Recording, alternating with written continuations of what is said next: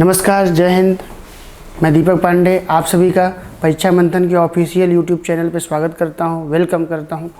आज हम लोग बात करेंगे महान्यायवादी के बारे में बात करेंगे, या अटॉर्नी जनरल ऑफ इंडिया। तो अटॉर्नी जनरल ऑफ इंडिया का टॉपिक्स बहुत ही इंपॉर्टेंट है। यहाँ से आपसे क्वेश्चन क्या किए जाते हैं, पूछे जाते हैं। तो चूँकि सेंट्रल गवर्नमेंट का पार्ट पढ़ रहे हैं, तो सेंट्रल गवर्नमेंट के अंतर्गत जो है यह भी बहुत इंपॉर्टेंट टॉपिक है, महान्यायवादी से आपसे क्वेश्चन अक्सर पूछे जाते हैं और एग्ज़ाम में पहले पूछे गए हैं। तो ये इंपॉर्टेंट टॉपिक है। आइए इससे संबंधित हम लोग चीज़ों को समझते हैं। अगर महान्यायवादी के बारे में आएंगे तो महान्यायवादी के लिए कौन से भाग में बात किया गया है, तो भाग 5 के अंतर्गत या पार्ट 5 के अंतर्गत जो है महान्यायवादी के बारे में बताया गया है। आर्टिकल पे आएंगे तो आर्टिकल 76 अनुच्छेद 76 में महान्यायवादी के बारे में बताया गया है कि महान्यायवादी का कैसे अपॉइंट किया जाता है, महान्यायवादी कौन सा कार्य करता है, महान्यायवादी के लिए क्या क्या प्रोविजंस किए गए हैं। ये सारी बातें जो है हम लोग देखेंगे पार्ट 5 के अंतर्गत महान्यायवादी के बारे में। अगर महान्यायवादी के बारे में आएंगे तो महान्यायवादी को इसे भारत सरकार का वकील भी कहते हैं। भारत सरकार का वकील या एडवोकेट ऑफ इंडियन गवर्नमेंट जो है इसे बोला जाता है। इसका कार्य यह है कि यह कानूनी मामलों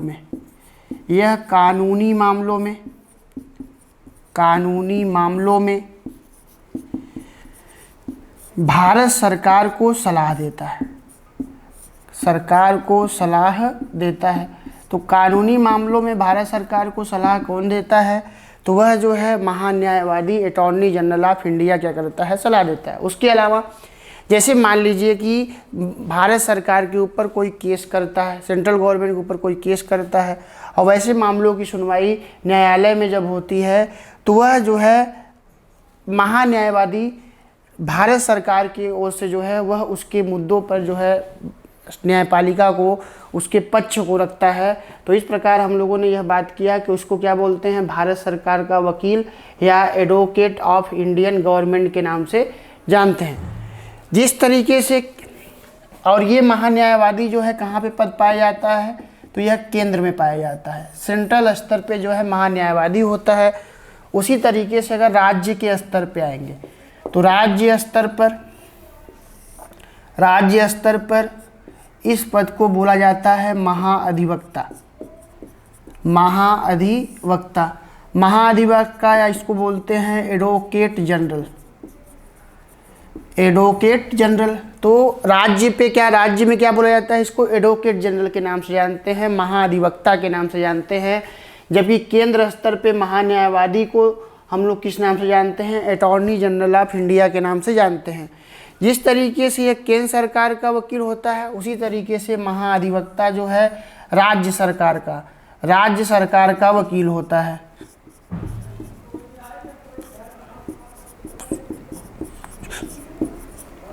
या एडवोकेट ऑफ स्टेट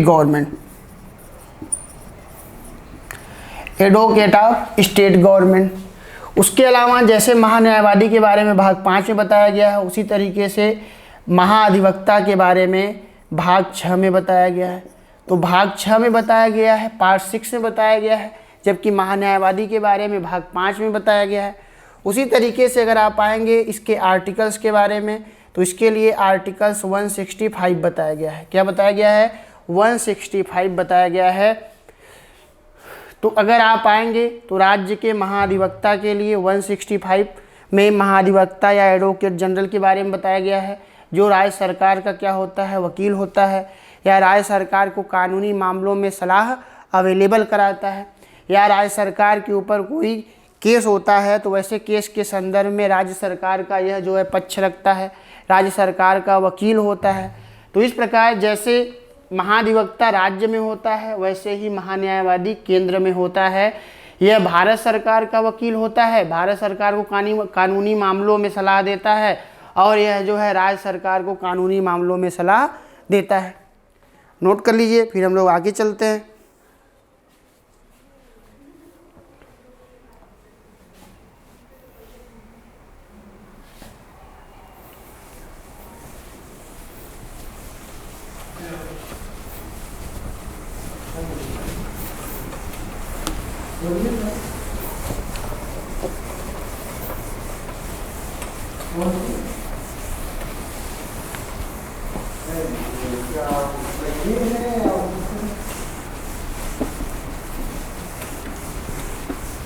हाँ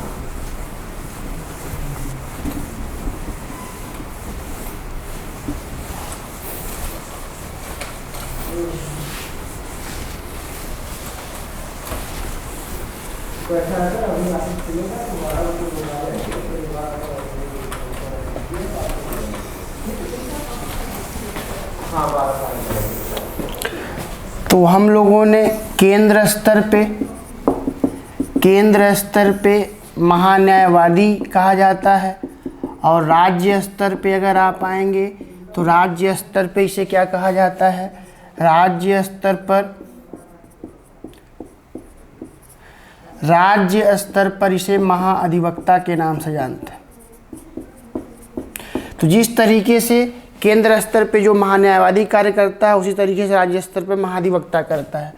यह बात आर्टिकल 165 में बताई गई है राज्य के लिए, जबकि केंद्र के लिए 76 आर्टिकल में बताया गया है। अगर राज्य सरकार के लिए आएंगे तो राज्य स्तर पर महाधिवक्ता के लिए योग्यता क्या है, तो योग्यता इसके लिए यही है कि वह जो योग्यता उच्च न्यायालय के न्यायाधीश बनने के लिए है, उच्च न्यायालय का न्यायाधीश बनने के लिए है, न्यायाधीश बनने के लिए है, वही योग्यता जो है राज्य स्तर पर महाधिवक्ता या एडवोकेट जनरल बनने के लिए है। उसी तरीके से अगर महान्यायवादी की योग्यता पे आएंगे तो महान्यायवादी के लिए जो योग्यता डिसाइड किया गया है वही योग्यता है जो सुप्रीम कोर्ट का न्यायाधीश बनने के लिए है। सुप्रीम कोर्ट का न्यायाधीश बनने की योग्यता होती है। तो सुप्रीम कोर्ट के न्यायाधीश बनने की जो योग्यता होती है वही योग्यता महान्यायवादी के बनने की है। आइए देखते हैं कौन कौन सी योग्यताएं हैं। अगर योग्यताओं में आएंगे आप तो सबसे पहले वह भारत का नागरिक हो, वह भारत का नागरिक हो, क्या हो, वह भारत का नागरिक हो, वह एक या अधिक उच्च न्यायालयों में, एक या अधिक उच्च न्यायालयों या हाई कोर्ट में, उच्च न्यायालयों या हाई कोर्ट में लगातार 5 वर्षों तक न्यायाधीश के पद पर कार्य कर चुका हो, न्यायाधीश के पद पर कार्य कर चुका हो, न्यायाधीश के पद पर कार्य कर चुका हो। तो क्या होगा, वह भारत का नागरिक हो, वह एक या अधिक उच्च न्यायालयों में लगातार 5 वर्षों तक न्यायाधीश के पद पर कार्य कर चुका हो। उसके अलावा अगर आप आएंगे तो वह एक या अधिक उच्च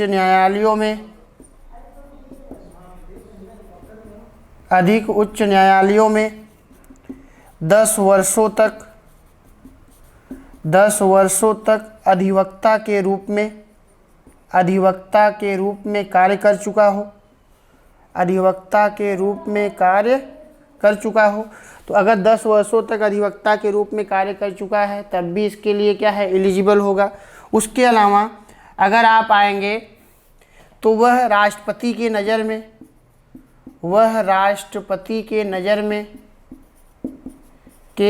में सर्वोच्च स्तर का विधि वेत्ता हो, सर्वोच्च स्तर का क्या हो, विधि वेत्ता हो। तो ये योग्यताएं हैं महान्यायवादी बनने के लिए, अटॉर्नी जनरल ऑफ इंडिया बनने के लिए। वह भारत का नागरिक हो, वह एक या अधिक उच्च न्यायालयों में लगातार 5 वर्षों तक न्यायाधीश के पद पर रह चुका हो, या वह एक या अधिक उच्च न्यायालयों में लगातार 10 वर्षों तक अधिवक्ता के रूप में या एडवोकेट के रूप में कार्य कर चुका हो। वह राष्ट्रपति के नज़र में सर्वोच्च स्तर का क्या हो, विधिवेत्ता हो। अगर ये है तो वह क्या बन सकता है, महान्यायवादी बन सकता है। उसी तरीके से अगर महाधिवक्ता पे आएंगे तो महाधिवक्ता के लिए योग्यता क्या है, तो महाधिवक्ता के लिए योग्यता वही है जो उच्च न्यायालय के न्यायाधीश बनने की योग्यता है। नोट कर लीजिएगा, फिर हम लोग आगे चलते हैं।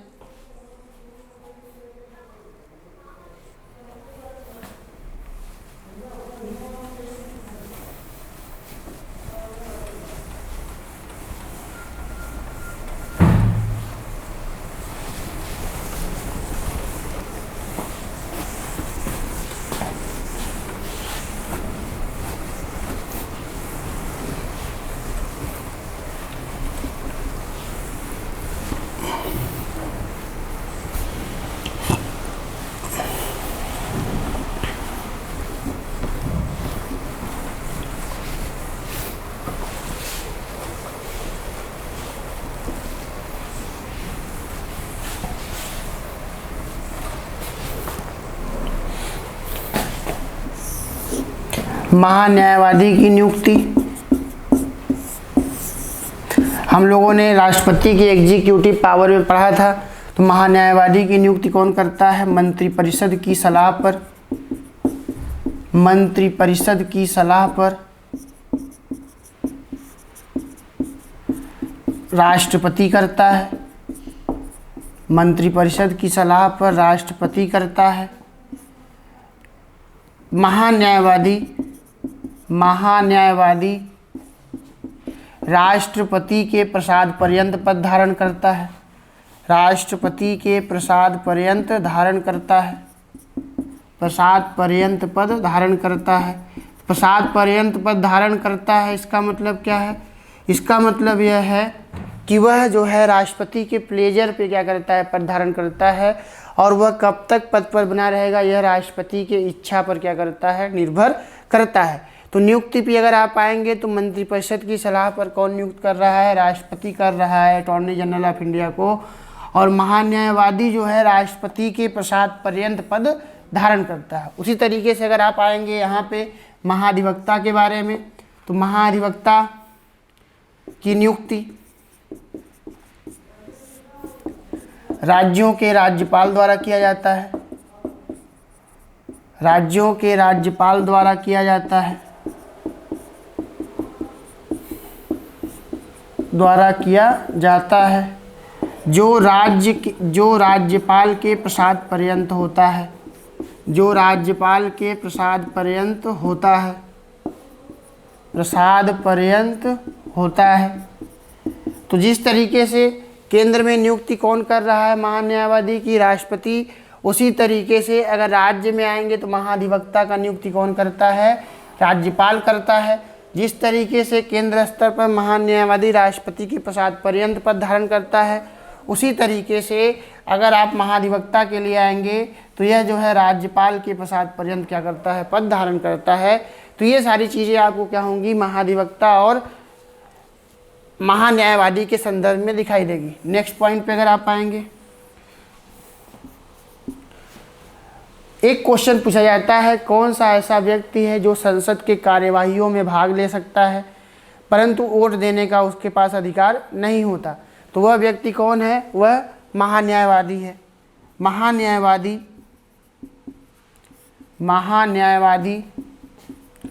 संसद की बैठकों में भाग ले सकता है, परंतु वोट देने का अधिकार नहीं होता, वोट देने का अधिकार नहीं होता, क्योंकि वह संसद का सदस्य नहीं होता। वह संसद का सदस्य नहीं होता। तो अगर आपसे पूछा जाए कि वह कौन सा व्यक्ति है जो संसद की बैठकों में भाग ले सकता है परंतु वोट देने का अधिकार नहीं होता, तो वह कौन है? महान्यायवादी अटॉर्नी जनरल ऑफ इंडिया होता है। अटॉर्नी जनरल ऑफ इंडिया संसद की बैठकों में भाग ले सकता है परंतु उसको वोट देने का अधिकार नहीं होता, इसलिए क्योंकि वह जो है संसद का जो है मेंबर नहीं होता, सदस्य नहीं होता। उसी तरीके से अगर आप महाधिवक्ता के बारे में आएंगे तो यह राज्य विधानमंडल की बैठकों में भाग ले सकता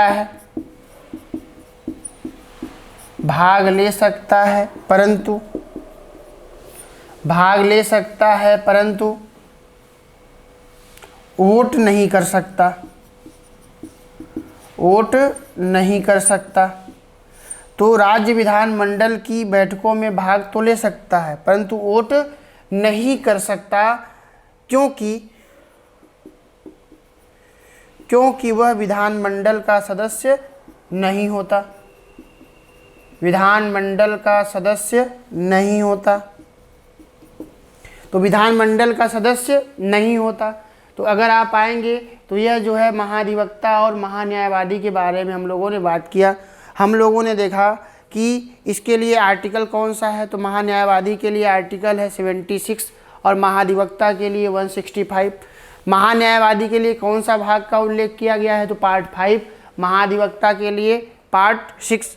उसके बाद हम लोगों ने देखा कि महान्यायवादी या अटॉर्नी जनरल ऑफ इंडिया को नियुक्त कौन करता है, तो राष्ट्रपति नियुक्त करता है, काउंसिल ऑफ मिनिस्टर्स के सलाह पर करता है। और जो महान्यायवादी होता है वह राष्ट्रपति के प्रसाद पर्यंत पद धारण करता है। क्या धारण करता है? प्रसाद पर्यंत पद धारण करता है। तो प्रसाद पर्यंत पद धारण कौन करता है? वह महान्यायवादी जो है प्रसाद पर्यंत पद धारण करता है। उसी तरीके से अगर आप आएंगे तो राज्यों के राज्यपाल द्वारा जो है महाधिवक्ता की नियुक्ति की जाती है और यह जो महाधिवक्ता होता है यह राज्यपाल के प्रसाद पर्यंत पद धारण करता है। तो प्रसाद पर्यंत का मतलब यह है कि वह तब तक पद धारण करेगा या तब तक पद पर बना रहेगा जब तक राष्ट्रपति या राज्यपाल की क्या होती है? इच्छा होती है। उसके इच्छा पर यह डिपेंड करता है। तो अगर आप आएंगे तो इस तरीके से चीज़ें क्या होंगी आपको दिखाई देंगी। यह हम लोगों ने नियुक्ति के बारे में देखा और आर्टिकल्स और भाग के बारे में देखा। अब आइए कार्य इनका देखते हैं, इनका कार्य क्या क्या है।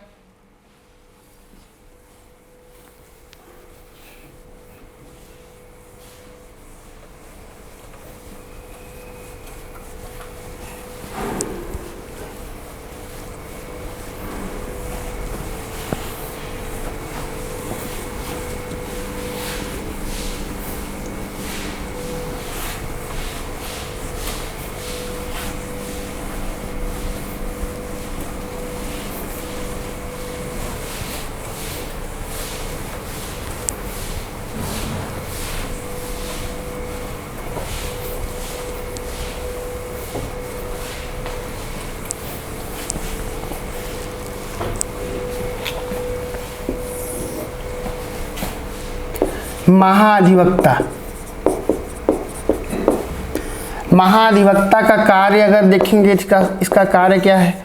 इसका कार्य यह है कि यह राज्य सरकार का वकील होता है। राज्य सरकार का वकील होता है। उसी तरीके से अगर महान्यायवादी के कार्य के बारे में आएंगे तो यह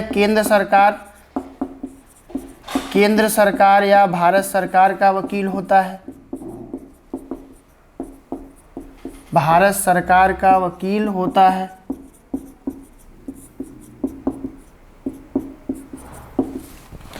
नेक्स्ट, यह न्यायालय में राज्य सरकार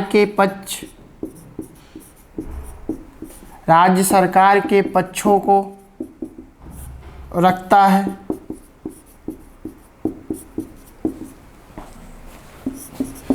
यह न्यायालय में केंद्र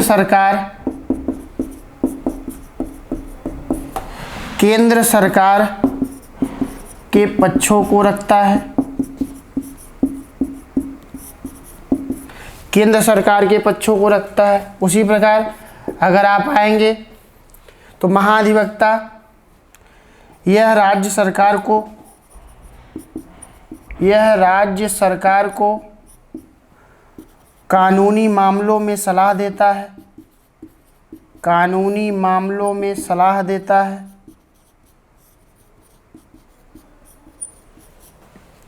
उसी तरीके से अगर आप यहाँ आएंगे महान्यायवादी में तो यह केंद्र सरकार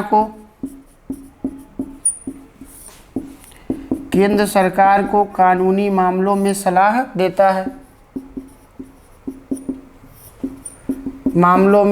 देता है।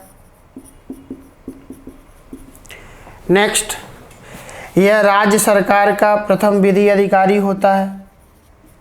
यह राज्य सरकार का प्रथम विधि अधिकारी होता है।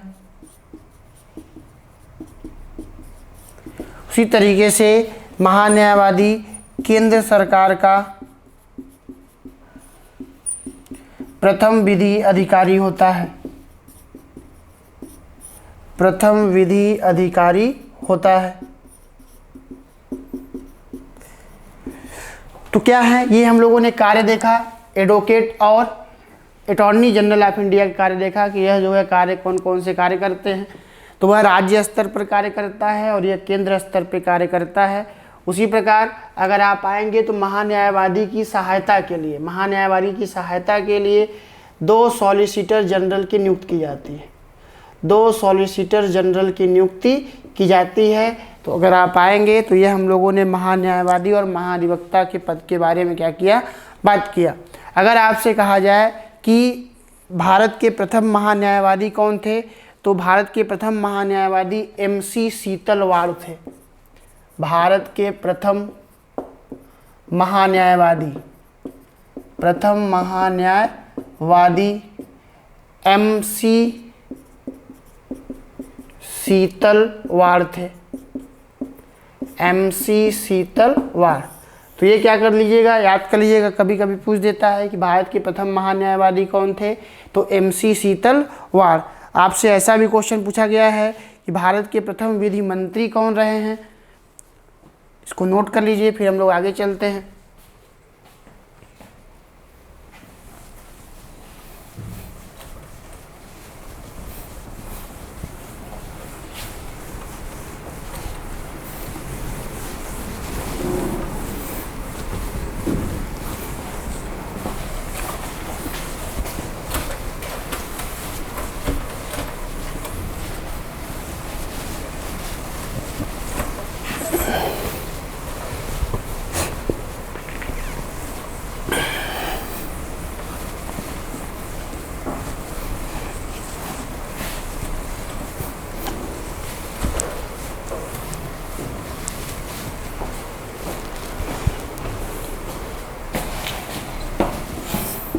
आपसे पूछा जाए प्रथम विधि अधिकारी, भारत का प्रथम विधि अधिकारी कौन था, प्रथम विधि अधिकारी कौन था, तो उनका नाम था MC सीतलवाड़। MC सीतलवाड़ क्या थे, भारत के प्रथम विधि अधिकारी थे। उसके अलावा अगर आपसे पूछा जाए कि भारत का प्रथम विधि मंत्री कौन थे या लॉ मिनिस्टर, तो प्रथम विधि मंत्री या first law minister of India doctor Bhimrao Ambedkar. आपसे क्वेश्चन पूछा जाए भारत के प्रथम उप प्रधानमंत्री कौन थे, उप प्रधानमंत्री कौन थे या डिप्यूटी PM कौन थे, तो कौन से थे उप प्रधानमंत्री, तो सरदार वल्लभ भाई पटेल। सरदार वल्लभ भाई पटेल। ये सभी क्वेश्चन बहुत पूछे जाते हैं आपसे एग्जाम में। तो आपसे क्वेश्चन पूछ दिया जाता है कि भारत का प्रथम विधि अधिकारी कौन थे, तो MC सीतलवाड़ थे। उसके अलावा भारत का प्रथम विधि मंत्री या first law minister of India doctor Bhimrao Ambedkar. Bharat के प्रथम उप प्रधानमंत्री first deputy prime minister of India तो सरदार वल्लभ भाई पटेल। नेक्स्ट क्वेश्चन आपसे पूछा जाता है कि प्रधानमंत्री की नियुक्ति कौन करता है, तो प्रधानमंत्री की नियुक्ति राष्ट्रपति के द्वारा किया जाता है। राष्ट्रपति के द्वारा किया जाता है। ये सारी चीज़ें हम लोगों ने एग्जीक्यूटिव पावर्स के बारे में, जब राष्ट्रपति का एग्जीक्यूटिव पावर्स कर रहे थे तो उसमें हम लोगों ने देखा था कि कौन कौन से ऐसे पद हैं जो राष्ट्रपति के द्वारा क्या किए जाते हैं, अपॉइंट किए जाते हैं। तो ये सारी चीज़ें हम लोगों ने बात की थी, तो इसको याद रख लीजिएगा, बहुत पूछा जाता है। फर्स्ट लॉ ऑफिसर तो MC Setalvad. First law minister doctor Bhimrao Ambedkar. First deputy PM Sardar Vallabh भाई पटेल। और अपॉइंटमेंट ऑफ PM कौन करता है, तो प्रेसिडेंट के द्वारा किया जाता है, राष्ट्रपति के द्वारा किया जाता है। बहुत इंपॉर्टेंट है, यहाँ से आपसे क्वेश्चन पूछे जाते हैं, नोट कर लीजिएगा।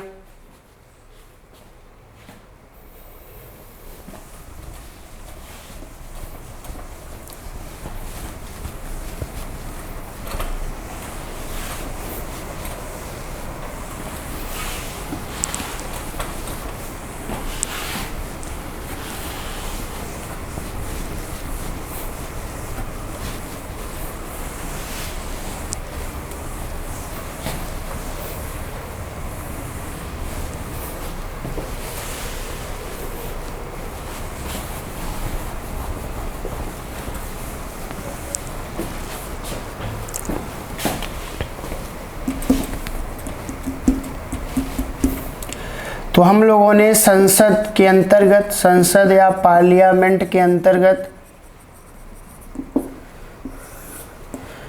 लोगों ने बात किया था कि लोकसभा होता है, राज्यसभा और राष्ट्रपति, 3 लोगों से मिलकर पार्लियामेंट बनता है। तो राज्य प्रेसिडेंट का टॉपिक हम लोगों ने पढ़ लिया, राष्ट्रपति के बारे में, राष्ट्रपति के संवैधानिक पहलुओं के बारे में हम लोगों ने देखा। उसके अलावा हम लोगों ने राष्ट्रपति के पावर्स के बारे में बात किया, शक्तियों के बारे में कर लिया। राज्यसभा में अगर आप आएंगे तो हम लोग जो है राज्यसभा का जो सभापति होता है, राज्यसभा का सभापति, जिसको हम लोग उपराष्ट्रपति या वाइस प्रेसिडेंट के नाम से जानते हैं, तो वाइस प्रेसिडेंट का भी टॉपिक हम लोगों ने कर लिया। अब हम लोग बात करेंगे लोकसभा के स्ट्रक्चर के बारे में कि ये लोकसभा का स्ट्रक्चर कैसा होता है। लोकसभा का मेंबर बनने के लिए क्वालिफ़िकेशन क्या होना चाहिए, क्वालिफ़िकेशन, और सदन की जो कार्यवाही चलती है उस कार्यवाही को अलग अलग नामों से जाना जाता है, तो उसको हम लोग देखेंगे। फिर प्रस्ताव के बारे में देखेंगे, संसदीय समितियों के बारे में देखेंगे। तो ये सारे टॉपिक्स हम लोग जो है इस स्ट्रक्चर के अंतर्गत देखेंगे। फिर उसके बाद राज्यसभा के बारे में सेम इन्हीं बातों के बारे में जिक्र करेंगे। हम लोग स्ट्रक्चर देखेंगे, क्वालिफ़िकेशन देखेंगे। उसके अलावा ये हम लोग देखेंगे कि इसके मेंबर्स का इलेक्शन कैसे किया जाता है। तो ये सारे टॉपिक्स हम लोग क्या करेंगे, नेक्स्ट वीडियो में करेंगे। तो राष्ट्रपति और वाइस प्रेसिडेंट, और उसके अलावा केंद्र स्तर पे हम लोगों ने अटॉर्नी जनरल ऑफ इंडिया और स्टेट के स्तर पे एडवोकेट जनरल के बारे में हम लोगों ने बात कर लिया। तो थैंक यू, धन्यवाद। हम लोग का क्लास यहीं तक। इस वीडियो को अधिक से अधिक देखें, आप शेयर करें, सब्सक्राइब करें, कमेंट करें। इससे संबंधित किसी प्रकार का क्वेश्चन हो आपके मन में तो आप कमेंट बॉक्स में कमेंट करके क्वेश्चन पूछ सकते हैं। थैंक यू, धन्यवाद।